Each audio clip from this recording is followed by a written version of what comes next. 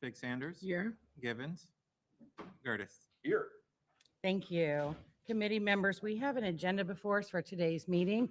I'll entertain a motion for approval. Move approval. All in favor? Aye. The motion passes. Next, we have with us the approval or the minutes for the January 22nd, 2026 meeting of the committee. I'll entertain a motion for approval of the minutes. Move approval. All in favor? Aye. Motion passes. Thank you. Now for our new business, we have two items today. First up is a continued discussion on a referendum during the 2026 general election to allow for a longer lease term for expansion of the Maritime and Defense Technology Hub as part of the Hub 2 plan. And joining us for this discussion today, we have Jason Mathis, the CEO of the St. Petersburg Downtown Partnership, Allison Barlow, Executive Director of the St. Pete Innovation District. We have Assistant City Attorney Brett Pettigrew and City Development Administrator James Corbett. In the last meeting, there were a couple of works in progress as far as backup information to talk about the status of the hub, the feasibility of the expansion, and what that might look like. And so I wanted to turn it over to Jason and Allison first to go through that information for with us that's in the backup. Great. Thank you, Councilmember Driscoll. And it's always great to see you all, and thanks always for your service.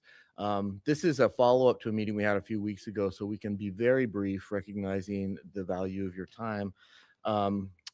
As we talked about last week, we're going to go through just quickly the feasibility analysis, the pro forma for the project that we've developed, the site analysis, some conceptual designs, and the hub average salary. And these are all things that were requested by the committee when we met a few weeks ago. We had talked at the time about the HRNA study that was being produced and had one of the authors for the study call in from Atlanta. The study is complete. We've provided a full copy to you. The summation of the study is that there is indeed great need for this. The facility will be successful, we believe. It will be fully occupied based on the experience of the existing Maritime and Defense Technology Hub and current office vacancies in downtown St. Pete. But it will also fill a very specific niche in terms of expanding our marine science space for St. Petersburg. So that study is complete. You've got it in your packet. Happy to answer any questions about it. But the quick summation is that it will be very successful. As part of that study, there was a feasibility analysis, and we also asked for a pro forma. This was created for us by Mac Feldman with Feldman Equities, making some basic assumptions. There's a pro forma in the study, and this pro forma is off a little bit. They don't match up exactly. There were some different assumptions. But the bottom line for both pro formas is that it will be successful, that the project will pencil, that there's demand for it, and that the costs and expenses should balance out for the project. So we're very confident about the direction that we're going with this.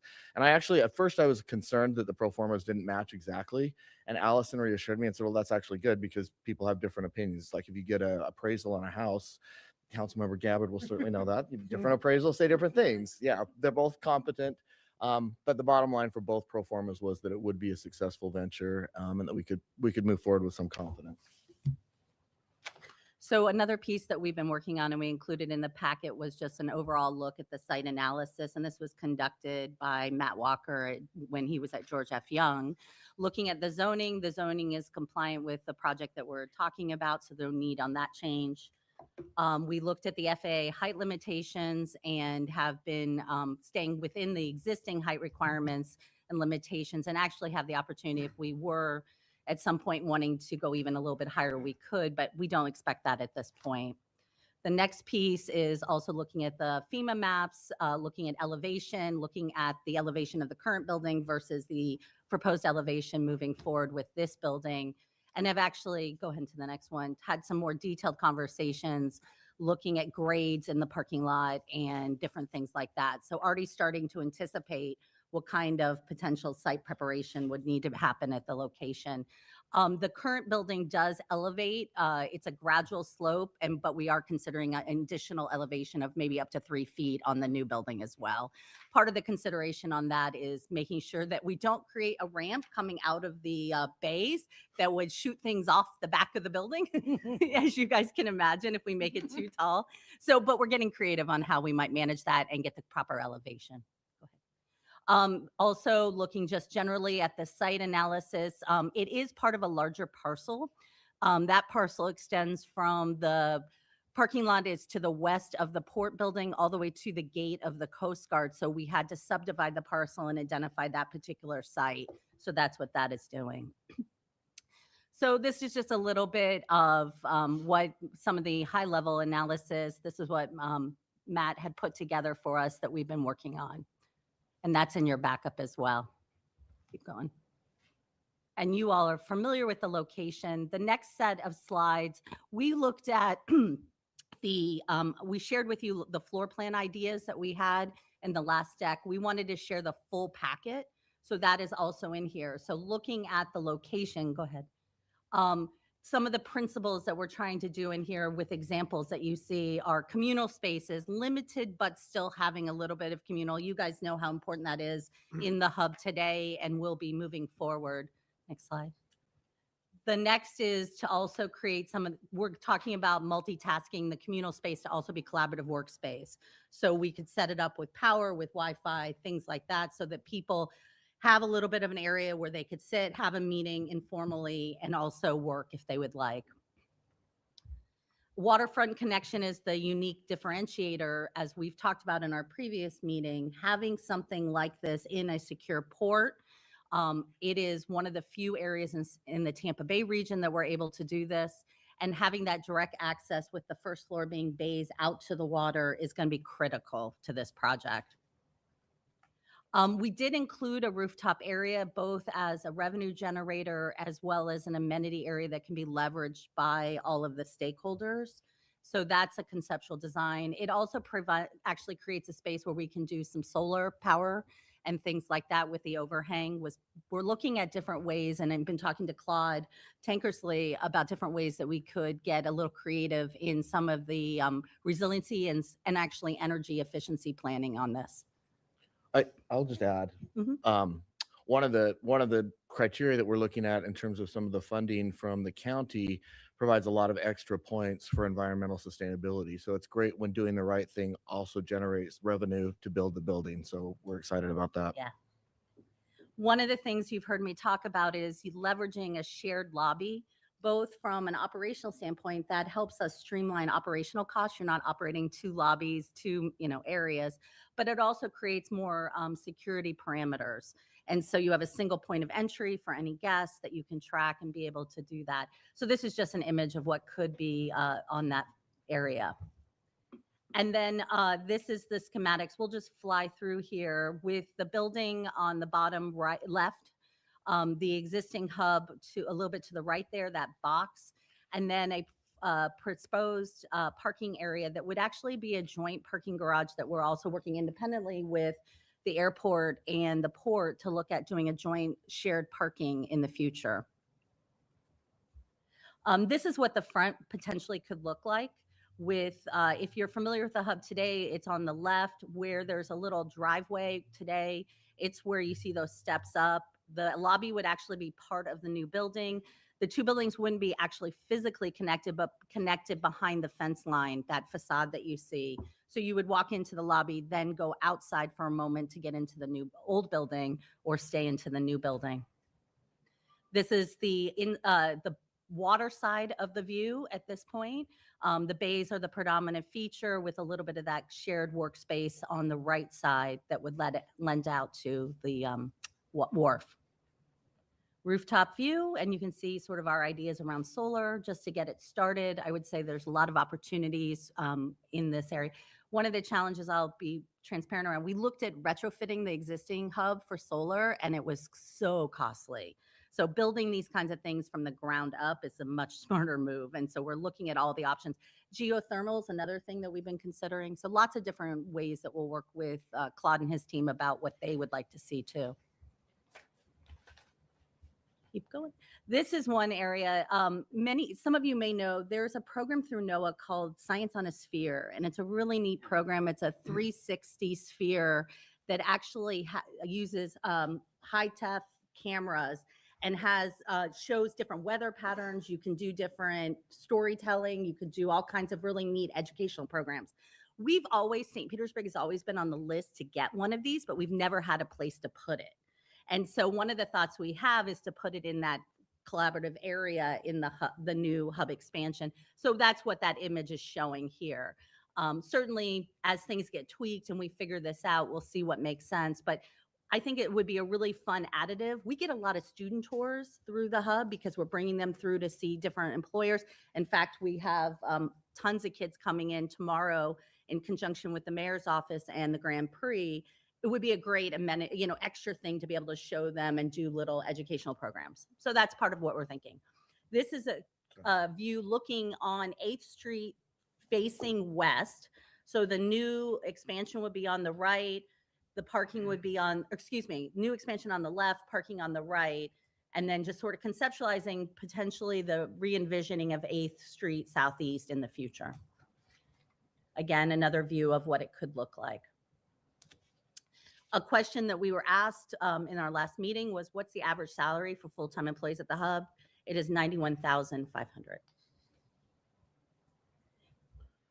So the next steps would really be to support a referendum on the fall ballot. And I think James has some additional ideas that we're going to share with you this morning as well. And then we are working on these two very specific grants, the Economic Development Agency grant and Pinellas County Employment Sites grant. The partnership, the Downtown Partnership and the Innovation District are happy to do the legwork, do the bulk of the work, but we will need to rely on the city to help with some of the grant applications. So really two very specific grants. And again, as a reminder, we're not asking the city to provide funding for this. We would be looking for a long-term lease on city-owned land to help support this facility. All right, thank you. So before we move on to discussing the draft language, does anyone have any questions about the study, the pro forma, or the plan? Councilmember Harding. Thank you, Chair. Fantastic work. This is pretty neat. Do we have preliminaries on total cost? I'm so glad you asked that. Just this morning, Yeah, we just got we another received update. an update, and this came in a local construction company. We've asked them to look at it. We were looking at a budget of about $30 million for this facility. Allison, yeah, I'll let you. Okay. It's your news. We've had one of the construction companies we've asked to give us a quote. And so they've broken it down. They're coming in a little below 30 million. We think that's a little low and we're going to go back to them. We've also been reaching out with Brajesh because this will be a contract through the city for the construction. And so there'll be some additional costs, project management costs and other things. So we are, based on your feedback today, our next step would be to sit down with him, bring these quotes and look at what the city's thoughts are on those. But the total number that we got from. Oh, today we got 26,827. We can provide the breakdown of what Yeah. that looks like. And will you talk a little bit about the grants were through what agencies and? Sure. So the Economic Development Agency grant is a federal grant. It's interesting. We've been talking with these guys for several years, and they had said, we think we can probably help you out with $3 or $4 million for this facility. And I said, well, this is the same grant that was used to help build the ARC Innovation Center, now Spark Labs. And they said, and that was significantly more. And they said, well, that was because there was a hurricane and there was all this additional money that was available. Don't hope for a hurricane to get more money. But if there were to be a hurricane, there would likely be additional funds available. Sadly, there was a hurricane, not just one, but two. And so we believe that amount will probably be about $18 million, $16 to $18 million that will go towards this facility. Pinellas County Employment Sites grants proposal. We actually had a meeting with them just yesterday and talked about that. We believe that that could be $2 to $3 million. And then originally this site had been slated for another project that we were looking at with NOAA, and the Ports Council was potentially going to provide some funding for that. That was back in 2017, and that amount was $8 million. But we've had some good conversations with the Ports Council in Tallahassee. I think that that could be 10 to 12 million as well. So that would again be with the city's support, with David's support from the Port of St. Pete. But there should be very significant public sector support to help build this facility.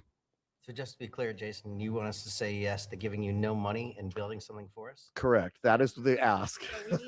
We do need your help. We're in uncharted territory. Thank you very much, and congratulations. This is an awful lot of work that's gone in so far. I appreciate your dream, and I appreciate you making this happen. Thank you, Chair. Thank you. Thank Councilman. you. Any other questions before we move on? Okay, so as of late yesterday, and I do apologize for the lateness of the second one, but we now have two draft ordinances to consider. One is based on our previous conversation, which was regarding a 50-year lease to the Innovation District to make this happen. But since then, James has come up with what I think is an even better idea that is more consistent with the airport and allows for some flexibility for us around the port. James, would you like to talk about that a little bit? Absolutely. Good morning, committee members. First of all, I will not take credit for the idea. I will give credit to Brett. This was he actually brought up this possibility as we were discussing it. So again, I would apologize for not getting this information to you sooner. We got the document after the backup was due, but if you all recall at the last meeting, at the end, there was a discussion about the forthcoming Port Master Plan. And as a part of the Port Master Plan, there are going to be conversations about MRO as well as a terminal facility. And we know that as we move forward, we will likely have additional public-private partnerships that will help fund some of these improvements in the Port Master Plan. So the thought was, could we do something where we could enter into long-term leases with partners to build out the port that wouldn't require a referendum for every single one? At the meeting, we were focused on the hub too, because the hub has been down this path much longer than the Port Master Plan process. So in talking to legal, we wondered if there was a way that we could effectuate the ability to have longer term leases on the entire port site without having to go to referendum every time we had a new development. So it was brought to my attention that I believe it was back in 2004, the airport made a change to allow 25-year leases on the airport site. So right now we can do a 25-year lease at Albert Airport. It doesn't require additional referendum. It's just working out the lease documentation. So it sounds pretty simple, but it could be as simple as adding the port to the list of city facilities that allow 25-year leases. That would then allow us to enter into a 25-year lease with Allison and Jason through the Innovation District and Downtown Partnership. But as other partners come along, we can enter into this 25-year lease without having to go back for a referendum. Now, I'm explaining it very simply. Brett can probably do a lot better justice on explaining the process. But essentially, it would be putting the port on the list of the facilities that can have a 25-year lease. And that's essentially the documentation that we provided yesterday. And Brett, I don't know if you want to add any context to that. Happy to do so. Not sure which mic to use. Camera You in can the have middle. two. Got two. Right hand. So two more than I should perhaps be given.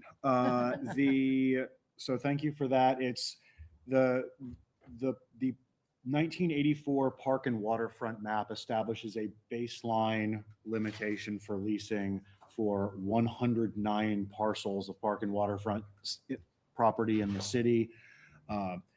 Most of them are 3 to 5 years, depending on whether they're residentially zoned or commercially zoned.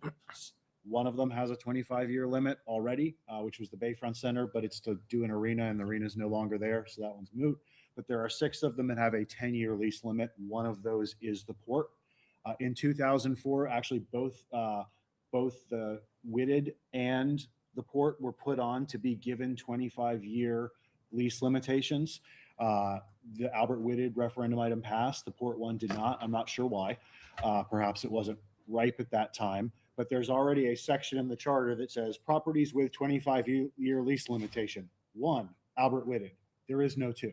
So this is essentially would be doing something very similar that was done, and it's the simplest change to the charter I've ever written. It literally just adds 2, port, parcel E, which is its designation on the map. And as discussed in the findings, what was discussed last time, that when you're doing one lease at a time, it usually makes sense to go and seek the voter approval to have the lease that exceeds the standard thresholds. In this case, when you're looking at redeveloping the entire parcel, you would have to go to the voters for each one of those leases. That could create delay and uncertainty and could create a patchwork effect where if you've got 3 different long-term leases that you're taking to voters and only some of them get approved, then you've got permission to go forward with some of your plan and not all of it. And the potential advantage of moving the overall lease limit to handle the kind of public-private partnerships that Administrator Corbett was talking about is you have that set up in advance. So when you go out for RFP, you're accepting proposals that know they have 25 years already, as opposed to a proposal that even after the city accepted it would then still need to go to voters. And if it wasn't accepted by the voters, you would have to go all the way back to square one perhaps and start the whole process. So both go to the voters, both require a majority approval by the voters, both get noticed to all of the owners and residents within 200 yards of the affected parcel. So in terms of what this would look like on the ballot, procedurally, it's the same timeline, it's the same notice. It's really just a matter of are the voters going to be asked to approve one particular lease or a change to the lease limitation that then would be used to negotiate the longer term lease to the hub and any other lease on that property. So happy to answer questions about either of the ordinances before you. And with that, I'll turn it back over to you, Chair. All right, thank you. Questions? Council Chair Hanowitz. Thank you, and thank you all for being with us here today. I wasn't part of the original conversation because I'm on this committee, but after I heard the 50-year lease, I had concerns because frankly, if it's going to voters, you have to be very careful what you're asking for. Unless you really need 50 years, you could ask for problems. And so that was one of my concerns. And I knew the Port Master Plan was coming in my committee in March and how those two would fit. So I was very happy to see this because I will tell you, to me, it's a simple thing. You read the referendum language that you have on the 50-year lease and you read the one on the port. If I'm an average voter, this one makes sense. The one that was just handed over yesterday. It's simple and it's clear and you understand why you would need 25 years. And this is no comment on the Marine and Defense Technology Hub, and don't take this the wrong way, but the average voter doesn't know what that is, period. Dolly has 99 years. People know what Dolly is. That's why. Asking for 50 years for something specific like that, you're taking a huge risk. That's my only concern. It's not a negative comment on what you do. I think the work you do is great. My concern would be, can the voters, if something goes before the voters, is going to pass? And I will tell you right now, I think the language, and Brett, fantastic job. It's clear, it's simple, and you want to make sure that a referendum is as simple as it can be. And the reasoning is clear, especially when it comes for a waterfront. People are not just going to happily say, okay, we're going to approve a 50-year lease. So that's the only comments I have. I think that the 25-year lease makes sense, and that'll make it easier for future projects. So thank you. Thank you, Brett. Thank you, Chair. Thank you. Councilmember Gabbard. Thank you, Chair, and thank you for the second presentation. I'm sorry I was not able to be here for the first, but I did go back and watch it. And so my only question, because I do agree, I think that this approach that we've been brought here at the end is probably much more likely to pass. It is much clearer. I think it's clearer for us as, future councils look to the charter for what they can do. My only question, I think, is because the original was 50 years, this one is 25. Can you just speak to that? And does that create any complications in any sort of funding, capital stack, anything like that? No, we're fine. I think this makes a lot of sense. Both we've been talking a little bit with the funders about this, and so far no concerns. Okay. Particularly because we would probably ask for an option. Yeah. So that would get us maybe naturally closer to that period of time, or any time period that they say, hey, we want 30 years, 40 years, whatever Okay. it looks like. Secondarily, from a bigger perspective, from my innovation district hat, this makes sense for the port. The idea is like last time, I don't know if we jokingly talked about a crane, right? Mhm. And the need for some enhancements in the infrastructure. And David Worth and I have worked on that. Well, gosh, if we find the right crane to bring there, I don't want to sit on it for 2 years waiting for the ability to have it come here. So 100% agree with this decision. It's Okay. one of those smart moves that makes it much better to deal with the port. And much more transparent, I think, Yeah. for voters as well. It is a great question though, because that was one of the things is how do you arrange financing? What are the Right. expectations for the federal government about the useful life of the building? But we are very supportive of the 25-year thing. I don't know anyone in the room that doesn't like the 25-year idea. So we're very happy with that. Okay, very good. Thank you, Chair. All right, thank you. Anyone else? All right, one question that I have. We want to make sure that the Innovation District, having the lease, will be able to lease to their tenants through this. And I want to make sure that the language doesn't create a challenge or prohibit the Innovation District from leasing space to their tenant entities. So, great question. This just moves the current bar from 10 to 25. That flows through. That applies to all the term used in the charter is lease, but it's expansively defined to be lease, license, sublicense, sublease. Okay. It's all of the things. It flows Okay. all the way down. So this provides perhaps more assurance that it can be subleased for that period of time. A sublease couldn't go over 25 years. It wouldn't have to be 25 years, but it could go up to 25 years. And I know there's been some discussion with subtenants about having them contribute to the build out. But again, like them, if they're going to finance the build out, they need the same duration to make that financing for the build out make sense. Yeah, and I'll just add, our current lease agreements with the tenants or sublease agreements do reflect our agreement with the city. So it's specifically outlined in there so that it does not violate in any way our agreement with the city. Okay, excellent. All right. Any new comments, questions? Did you all have any final thoughts to share on this part? Okay. It sounds like there's some agreement here. And so committee members, I will entertain a motion for requesting that the ordinance regarding a 25-year leases for the port be sent to city council for the public hearing process, So moved. Along with first reading and the notice of that first reading. along with the first reading and the notice of said reading. So moved. All right, all in favor? Aye.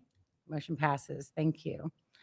Secondly, we have a second ask here today, and that's requesting that the administration engage with the Innovation District and the Downtown Partnership for the grant applications for the Economic Development Agency and the Pinellas County employment sites, providing with the Innovation District and the Downtown Partnership providing technical assistance and support to the city team for those applications.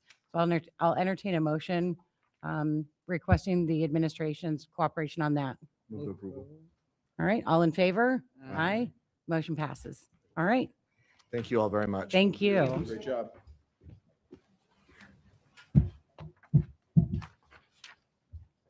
And thanks to everyone, committee members and non-committee council members for these conversations. This is something that I've been working with Jason and Allison on for a long time. And it's really exciting to me that we're at this point and moving forward with something that's going to really boost our profile in marine science and resilience and create a lot of jobs in the process. So thank you. The next item that we have for today is a discussion on the advantages of the community benefits agreement since its adoption.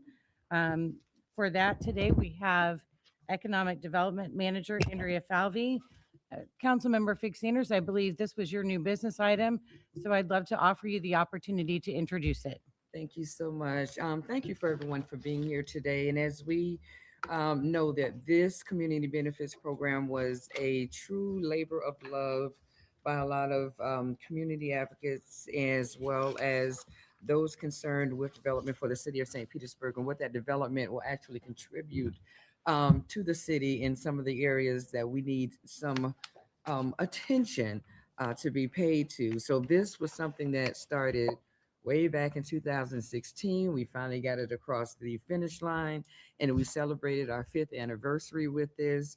And so although today, you know, I want to look at the advantages of utilizing the CBA program and to actually reintroduce it to some of our new council members, please let it be clear that there are a lot of things that we would still love to see changed, updated, addressed, because we're still operating on something that was 5 years ago.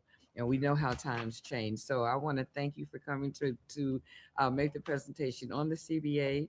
And Mr. Corbett already knows I'm going to be in his ear after this meeting is over, so that we can move forward with some of the changes that have been proposed and some of the changes that, you know, we're hoping will happen in the future moving forward. So thank you this morning for bringing the presentation to us. Oh, my pleasure. Good morning, Andrea Falvey, Economic and Workforce Development.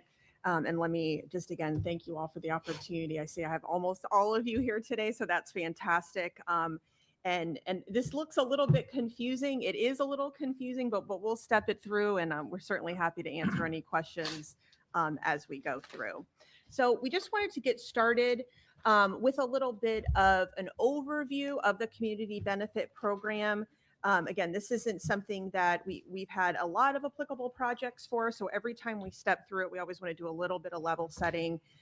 So we all kind of understand the program a little bit better.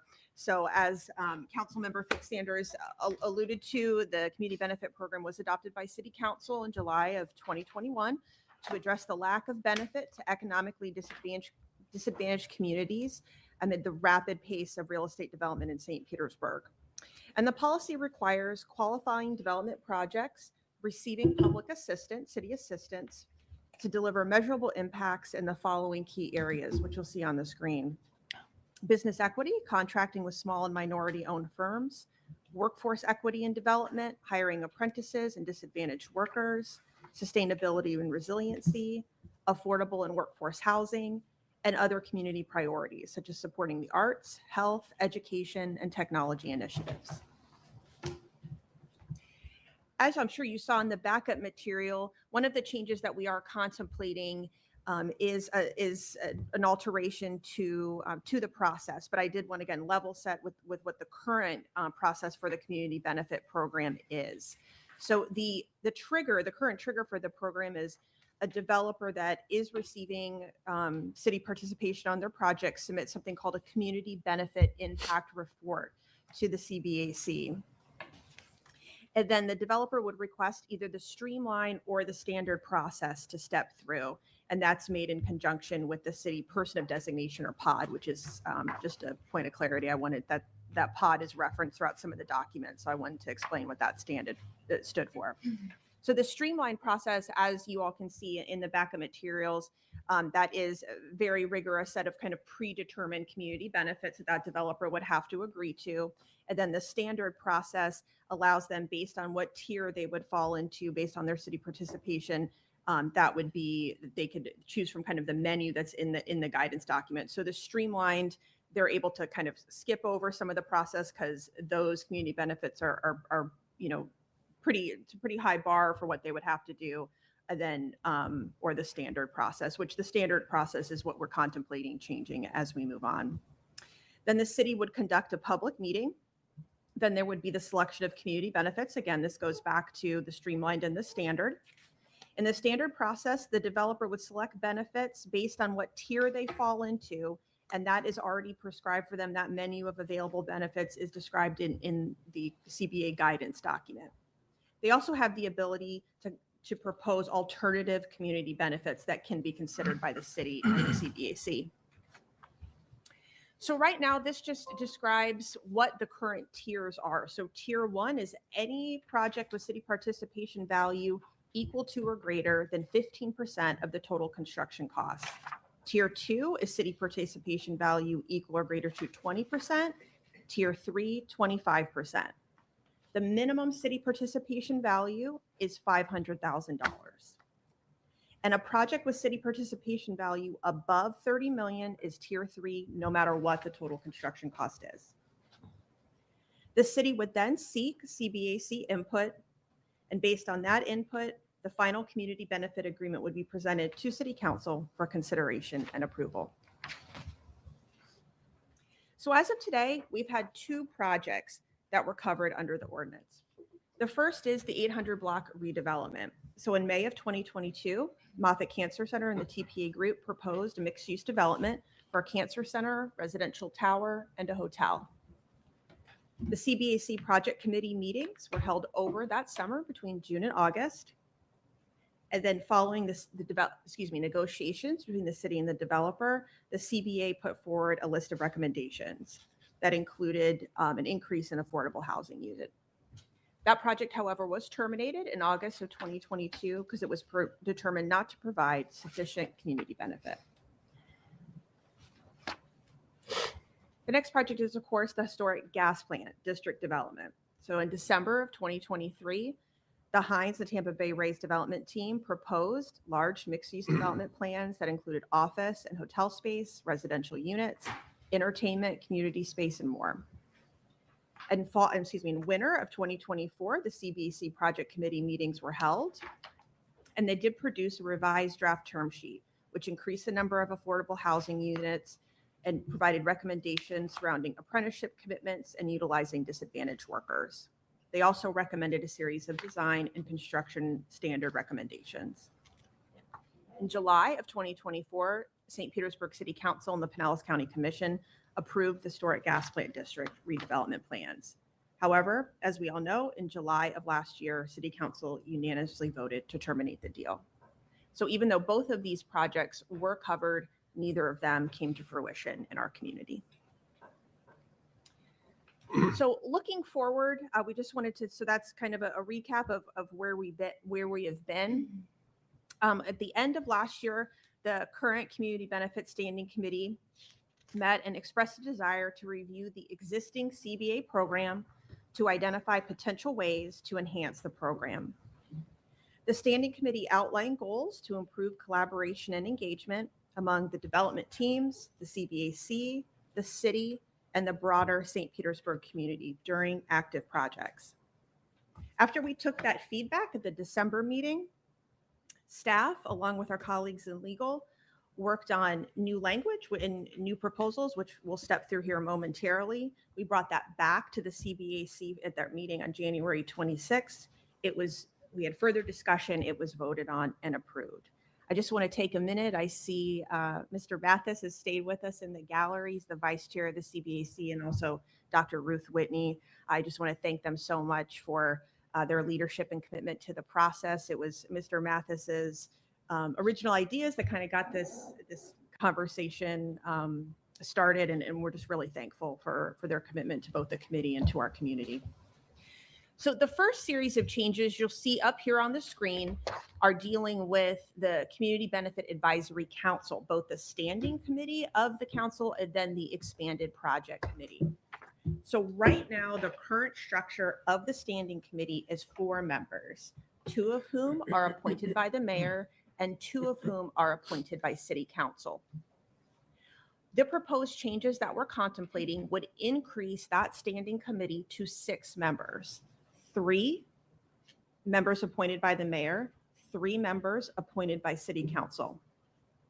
We're also contemplating adding a clause to encourage but not require that the mayor and city council consider member expertise when selecting CBAC standing committee members, so that it be represented by mission-aligned community advocates and professionals in areas such as real estate, affordable housing, business, labor, workforce equity, and sustainability and resiliency. I did just want to take a quick second. In addition to what we see on the slide and then the language that's in the resolution, I did provide a memorandum to you all in the backup.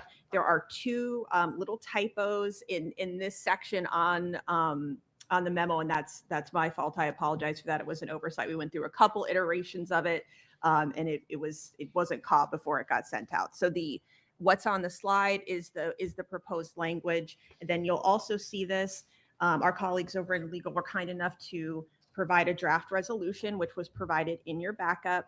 And the language, the kind of revised language, starts down around the 4th whereas, and that language also reflects what's on the slide and what is being proposed. And you'll see these changes to both the standing and the project committee on this new language that flows through that draft resolution. Another thing I wanted to highlight here before we go on to the changes proposed to the project committee. Of course, we welcome your feedback on all of this. But one thing specifically I wanted to bring to your attention, and we'd really appreciate any guidance you could provide to us. Right now, for the standing committee, there is a stipulation that the 4 standing committee members come from 4 separate city council districts. So we would really love your guidance as to what you would like to do with that current requirement. If you'd like to leave it and have it be a minimum, that the standing committee come from a minimum of 4 council districts, we could change it to be that they do need to represent 6 city council districts. But again, we would be looking for your guidance on that as to what you would like.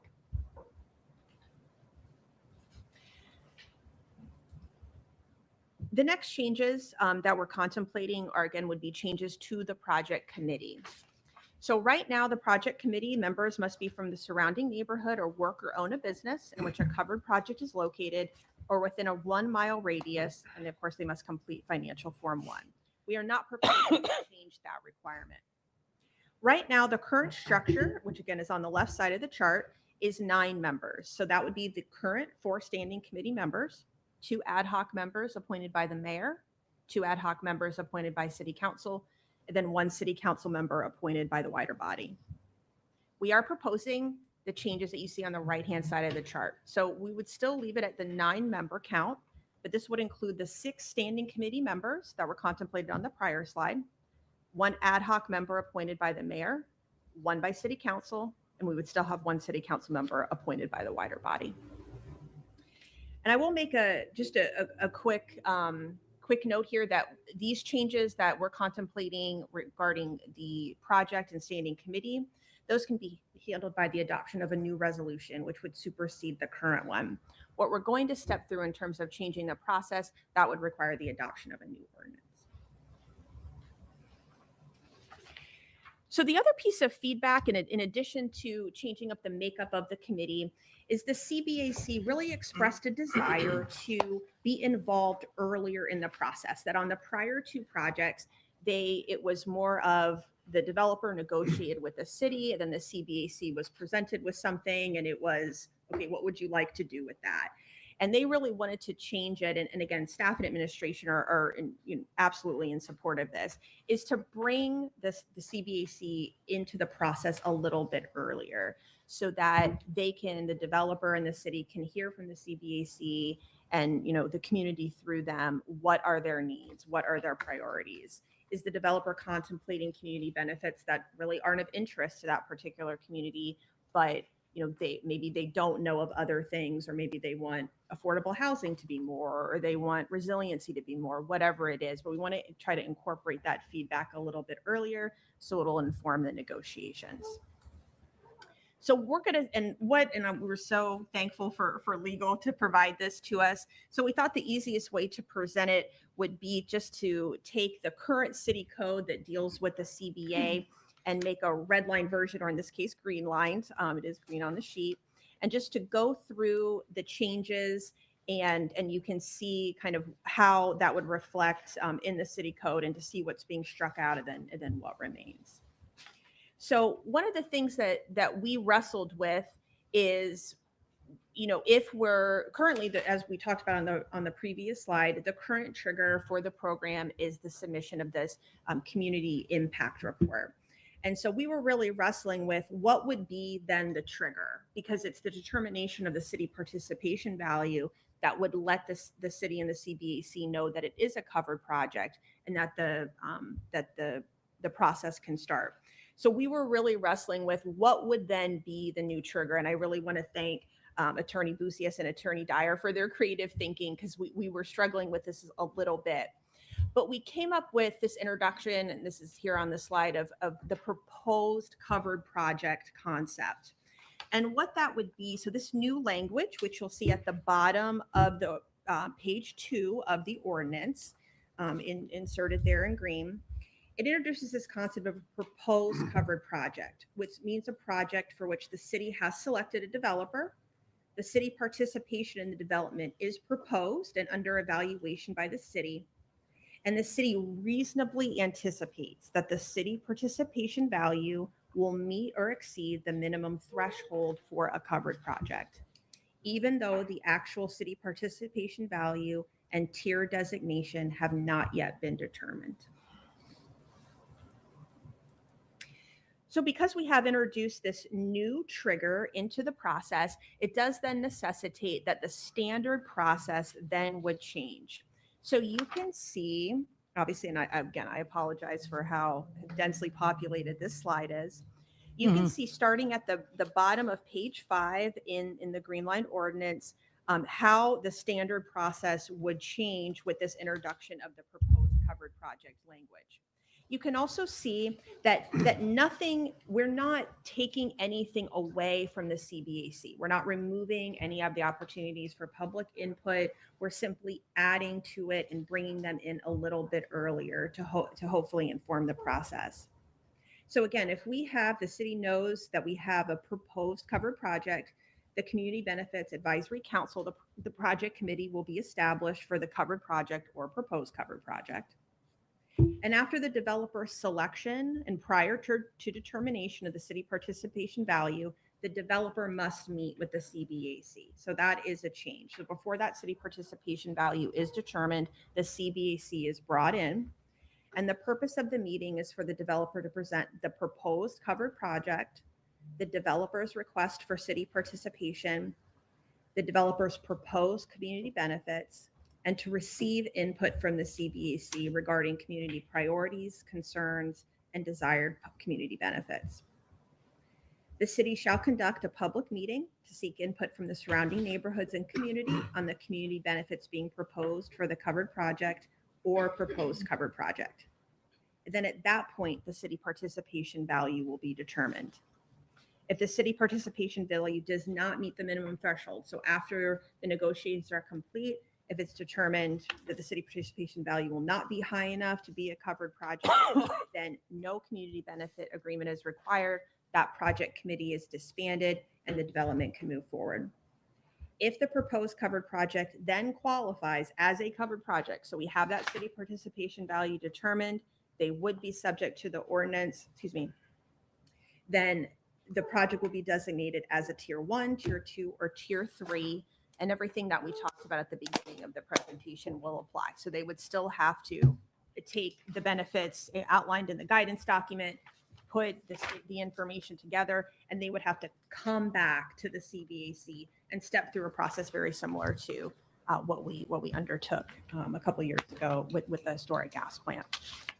So I'll just take a pause here. Again, thanks for sticking with me as we step through this. I want to give an opportunity to Ms. Dyer and Ms. Bucius if I said anything incorrectly, if there's anything they wanted to add. If I may, Andrew, if I could, Chair, and so for city participation value, we have proposed projects. We're thinking like, why are we going through all this and we don't know? The thing that will be the city's participation value, the majority of the time, is land value. So we're going to know what the land value is or what the land value appraises at, and we know at least generally what the developer is proposing to offer us for the land value for the land. So what I'm saying is, if we have an appraisal of $100 million, for example, and the developer is offering 50 million, then it's likely going to be, qualifies under the CBA rules. If for some reason we get into negotiations and through negotiations, we get the developer to offer us $99 million, then it would no longer be, an eligible project.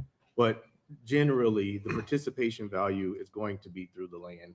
So that's how we're able to know whether a project is likely to be eligible for the CBA process. I just wanted to make that clarification because in both examples that were provided, the reason why it was triggered was because of the land value, and that was the city's participation. So this last slide here, again, just details what kind of the back end of the standard process would look like, very similar to what we stepped through with the gas plant. There would still be, a non-binding term sheet that would be generated. And again, that would be showed back to the CBAC, for their input. And then all of these things, of course, all of the agreements would come back to City Council for final approval. So that is the conclusion of my presentation, but of course, we're not going to answer any questions, anything you'd like to discuss. Thank you. Councilmember Fig Sanders. Thank you. Thank you so much for the presentation. There's a lot to digest on this. And so I do have quite a bit that I want to note and have a conversation about and hopefully clarify where I am on some of this. And hopefully I'm understanding some of what was presented.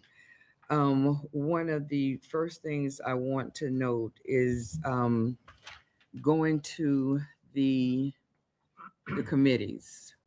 When I look at some of the things about the mission aligned community advocates and professionals in each areas and things like that, when I think about what the CBA was intended for, I kind of see an unintentional removal of some of our community advocates in this process, and them not being appointed to the standing committee or the 6-member committee. So I'm kind of hesitant on that, and I'm gonna kind of push back on that one. When we so the makeup of the CBAC, I'm kind of uneasy with, because to me, like I said, it's removing some of the community input. And it's how they're being selected. So I'm looking at the numbers. Yes, some are going to come from the mayor. And we generally know that those are going to be the area experts and of higher level. And then those are coming from city council. And me sitting in some of those selection processes, I look for maybe not the area experts, but those that will be impacted the most. And I see that removed from this particular process. Then when we say, you talked about the districts. I know we had this conversation in the CBAC before. If there's something going on in South St. Pete, I think the majority of the feedback needs to come from South St. Pete, because everybody has their own requirements. Every district doesn't require the same thing, the same improvement. So that's my answer with that.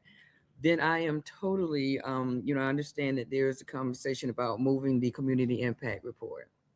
Absolutely not.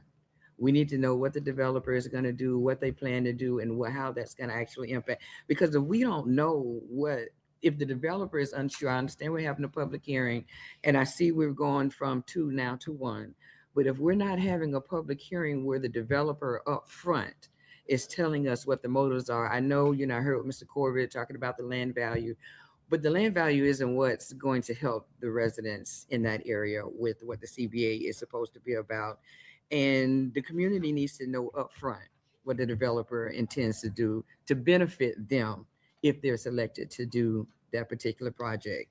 So removing or considering the community benefit report, to me, I would totally not support that. Because to me, it removes accountability. We used it before when we looked at the community input impact report, when we were sitting in the CPAC to say, okay, this is what they said they were going to do. And I do know during some conversation, things change. I get it. You know, things are fluid. But the people need to know what's coming out of this project. You know, and again, I've been grateful to sit on both of the CPACs for both of the projects. And the conversation has been very robust. But the main mission was to see what it was. And so when we talked about the streamline process, that was a huge conversation. The community did not appreciate the streamline process, not at all, not at all, because it takes away from the different tiers and the different buckets that they need to contribute in. So the streamline process, I'm not with that.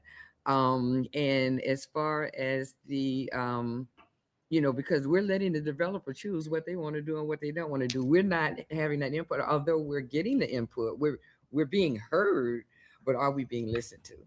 And are what we're saying being granted when it comes down to that? So we do know that when this was originally proposed, what we agreed to was 50% of what we asked for. It was nowhere near what the community asked for, nowhere near. But we were willing to take this win at the time to get something going. So when I look at what we were presented, I'm looking at the community benefits agreement. I'm looking at what we actually approved back in February of 2021, what was presented. What we're being presented now is so far away from that, so far away from where we are. So I'm hoping that we would have additional conversation. I'm with some of the benefit changes that, you're proposing. I'm just not there, because it's taking away for me a lot of the community input. It really is. It's taking more so from it. So I'm hoping we can have more of a robust conversation. Now, the normal CBAC meetings, there's not a council member sitting on that committee. A lot of times council members are sitting on certain committees. Maybe I need to do a new business item to include a council member sitting on some of those, because we only get involved after all the other steps and processes have been done. So we're hoping that the CBAC is giving us the information, but see, now I see we're trying to change the makeup of the CBAC. So I just don't want to lose that voice. I love all the work that has been gone into this. Again, I'm still not with the streamline process, and wasn't from day one. But I just don't want to lose the voices of the community on this. And I would love to see how, and thank you for the breakdown on the different tiers, because even that has changed. Even the tiers have changed. And so this is the first time we've actually had a conversation as a council as a whole in regards to what that looks like. So I'm going to leave it there and listen to some of my other colleagues and their feedback on this. But again, the initial mission of the community benefits program is $2 million or 20% cost of the city, where they would donate into certain tiers. And although we haven't utilized it more, I would love for us to see how we can actually incorporate the changes on this to get more involvement. Because when I have residents talking about all the development going on in the city of St. Pete, and if you haven't seen the Skyway Marina District lately, blink. There's a lot that's going on over there, but none of these areas and in the development is actually doing the original intent of what the community benefits agreement was really meant for. So thank you, Chair. Thank you. Councilmember Givens. Thank you very much, Chair. I appreciate it. And thank you so much, Andrea. For me, I'm just concerned. I echo some of Councilmember Vic Sanders' sentiments, but I'm concerned really about proportionality, right? Maybe this is a legal question, but when we think about the agreement, for it to be enforceable and legally sound, doesn't the nexus require proportionality for us to ensure that those communities, those neighborhoods, those districts that are most impacted, they have equity, a fair number of members equal representation across the board? Is there anything that is required there as in terms of proportionality to make a CBAC agreement enforceable legally? Really not sure your question, council member. So are you starting with the makeup of the committee all the way to the proposed agreement is that where, is that? Yeah, is the that makeup what you're of the trying- committee. The makeup Yeah. of the committee. I mean, look, the makeup of the committee is ultimately your decision on how you would like to see the committee made up. I mean, right now, there's a standing committee and then ultimately a project committee of 9 members. So, if council would like to propose other changes, we're happy to draft, or we're happy to, have share an alternative language. This is what this current standing committee changes were recommended, and they're recommending, but again, it's just they're an advisory committee. They're not binding. This is their recommendation. We're happy to entertain any other discussion you would like to have on the makeup and propose language for you to consider at a later date. Yeah, I appreciate that. Thank you. And sorry for the confusion, but that is exactly what I'm looking for. Just some alternative language. I'd like to see, to Councilmember Fig Sanders' point, if there's a development that impacts South St. Pete, I don't think we need more influence from neighborhoods outside of South St. Pete. We want to hear the voices of those residents that are directly impacted, which is South St. Pete residents. So if there is a way for us to ensure that they have a greater voice, that's what I'm looking for, if that makes sense. Sure. And I just a couple points of clarity. So the current standing committee is, again, the 4 members. And that was something that again, for the recommendations that they provided, they just felt like, and again, this is just encouraged. It's not required. The mayor and city council can continue to appoint the people that they think would be the best fit for the standing committee. But they just felt when they were having their conversations and when they're going through these projects, having folks with some background in what's being talked about was useful, so that someone with, I think Mr. Mathis mentioned Mr. Nissen on our standing committee, who has a background in organized labor. His perspective is really valuable. So that's why. But again, we're not requiring. It's not a requirement. It's just something that could be considered as part of that application process. And then the project committee, as it moves up to these 9 members, those ad hoc members, it would continue to be from that surrounding community. That would still be the mile. So we still would be, including the perspective of the folks from the community. And then the standing committee, would be there, of course, and the city council member. So we do think that, what we're proposing is still, in our opinion, very much matches the spirit of what we're trying to do with the CBA program. And I'll also just address Council Member Fig Sanders' comment on the community benefit impact report. So even that existed as the trigger to start the process. So when they come to that, and that's really the whole kind of the point is, before that report is developed, we would get the input from the CBAC to help inform those negotiations. So we can certainly, when I outlined what would be discussed in that first meeting, we can strengthen that language, to have it be a more formalized report that's broad, or a more formalized contemplation of what they're considering.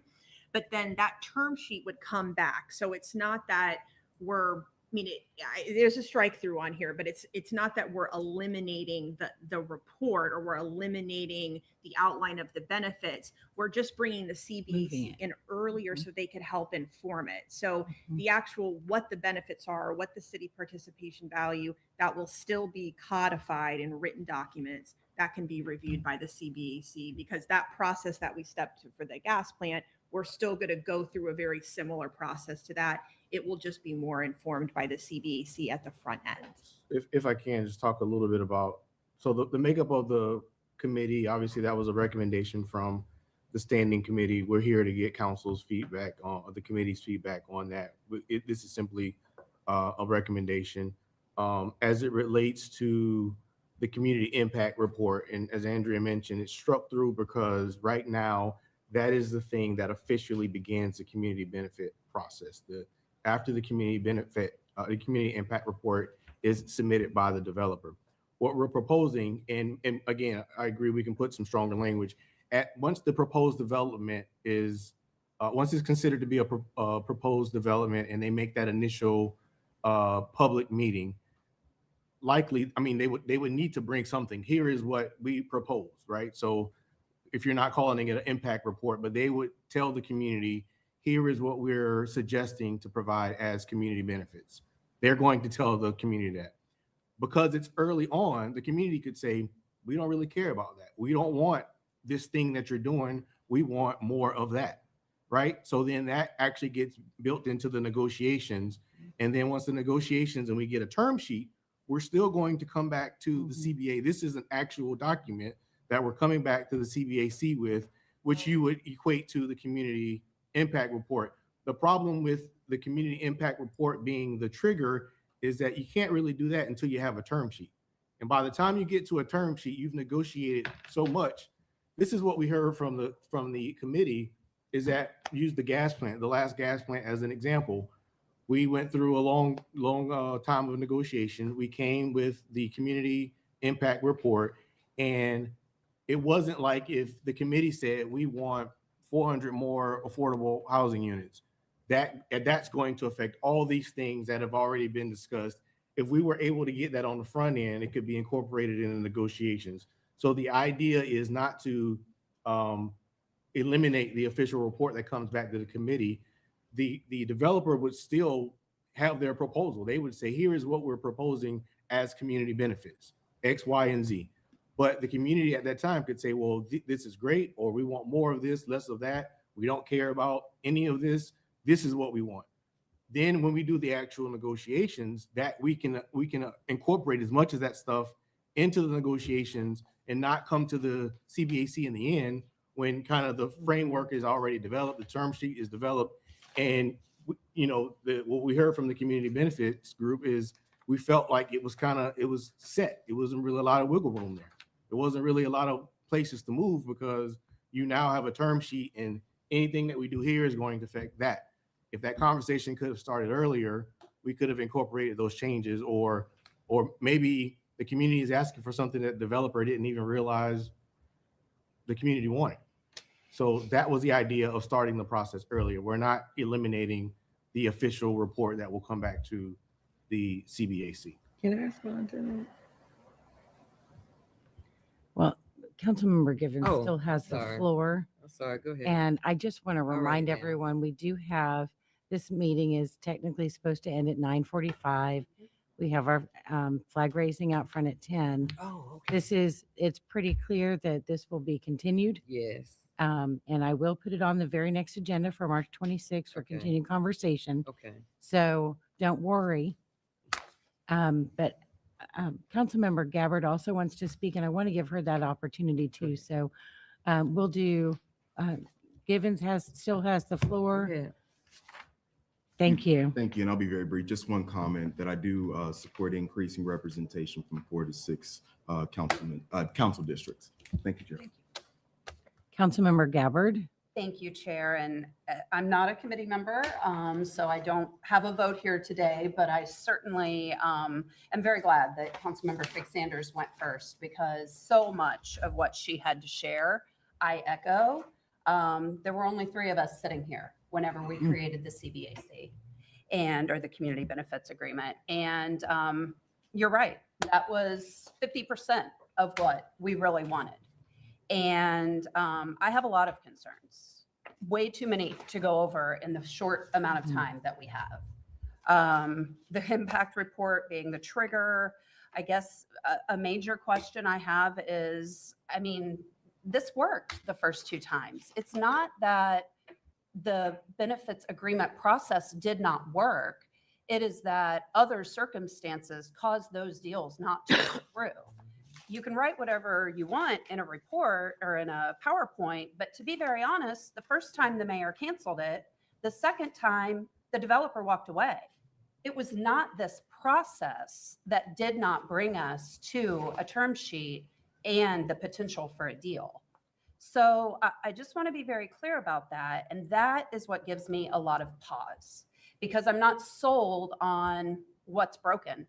And if there is something broken, are we really trying to make it better? Are we really trying to make sure that there are more opportunities for more voices? Or is it being even more watered down? And that I don't think we have answered today. Certainly haven't answered it for me. I don't have a vote on this committee. I'm glad to hear it doesn't sound like there's one going to come forward. We have a committee of the whole, I think on March 12th, where we're going to be talking about appointments and all of this again. I don't know why this isn't in the committee of the whole, so the entire council can weigh in and vote on this. I think that that would make a lot more sense. It would give a lot more opportunity for us to kind of hash this out. It would give us more time. If I were a committee member, I would make the motion to move this to a cow. And it could be done on the 12th, but I'm not. So that's my feedback as of now. Until this looks better, I'm not ready for us to do anything, but you'll all make that decision. Thank you. Thank you. And I think before we try to make a move, we do have the privilege of our council chair attending the meeting today and might have an idea off the top of her head of whether or not this could even be taken up on March 12th. I don't see why it wouldn't be able to be taken up on March 12th. Excellent. frankly, Because that's what Make we're that doing. So the only thing I will say, because there's 4 minutes left, I had a ton of comments on a variety of things outside of, by the way, the stuff that's been talked about. And I guess I'll just talk to legal and you all, and then we can have a further discussion in March. So. Okay, Councilmember Fig So Sanders. can I make that motion that we move to the cow scene? Yes. Did you have any other I comments that you wanted to make at this time? I did really quickly in response to Mr. Corbett. So I totally agree with CBAC being involved earlier. But what I don't want to do is waste CBAC's time between the community impact report was the accountability that the CBAC actually used to hold the developer to what the initial intent of wanting to develop that project meant. It wasn't to hold them up. It wasn't to differentiate it from the term sheet, but it was used by the CBAC to say, when you came to us initially, this is what you said you were going to do. So it's not that, you know, again, it's not as though it didn't work, but I totally agree with the CBAC being involved earlier. I do, but the impact report to me showed the initial motive of the developer coming into, because we can get all the way down the line and we tell the developer, no, this is not what we want. This is what, and they can say, I'm done because I'm not doing that. You know, so to me, removing it up early shows the committee and council what the true intention of that development project really was and what was the outcome that they planned for the city to benefit from.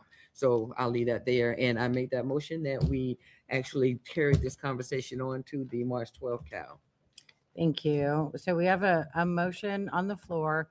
I just want to give a couple notes before we take that vote. The standing committee, you've got right now one, they have to all be from different districts, Correct. right? Now we're proposing that we also encourage consideration of expertise. I could see that presenting a challenge if you're requiring, if we're considering both or requiring one, considering the other, which one is more important? I believe it's more important to have that expertise, just seeing how this is played out. There could be two people who are perfectly qualified, we really want, but they both live in District 5. I don't want us to lose out on brain power just because of geography. Right. So I'll bring that up again on March 12th. And then I have some concerns about having 6 standing members and 2 ad hoc members. The ad hoc members are the ones that have to live within a mile radius. So now you're not taking the city council member into consideration. you've got it set up for 6-2. It's almost like a David and Goliath when you've got 6 standing committee members who do not have to live near where it's taking place, having the power to outvote 2 people from the neighborhood. This is supposed to have a real emphasis on input from those who are immediately impacted. And having only 2 voices within 1 mile out of 9 members is that gives me some concern. So I hope you'll give that some thought before March 12th, because I think that could be a longer conversation. Yes. I mean, real quick before we, and I realize we're going to have a real further conversation on March 12th, and we look forward to that. I just wanted to make clear to the committee that these were recommendations that came from the standing committee. We generally supported the recommendations. We brought them before the committee for your feedback. And to answer the question that was asked earlier, what was broken that was fixed, we did come to an agreement on both, but the standing committee, their feedback to us is that they did not feel like the process went as well as it could, and these recommendations were brought forward to improve the process. So the question was asked, what's broken that we are trying to fix? We're trying to respond to the feedback that we received from the standing committee, that they felt like it would have been better if they could be involved earlier on in the process, and this language was trying to effectuate that. Okay. Thank you. I'm so glad that you clarified that. And that reminds me that we need to thank the CBAC members for not only the work that they have done, but for providing these recommendations. There's no better voice than that from a person who's lived it. And these folks lived a lot of, they spent a lot of time and invested a lot of their time and resources into trying to get it right. And so they know from doing the work what speed bumps they encountered and what could be made better. So I do take these recommendations very seriously.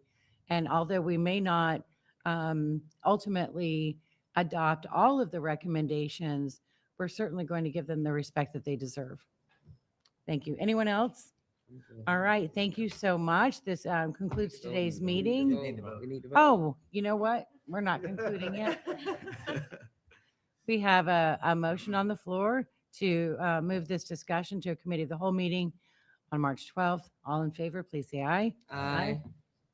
Motion passes. Thank you. Our next meeting is March 26th, but right now we are adjourned. Thank you, everyone. Thank you. Thank you.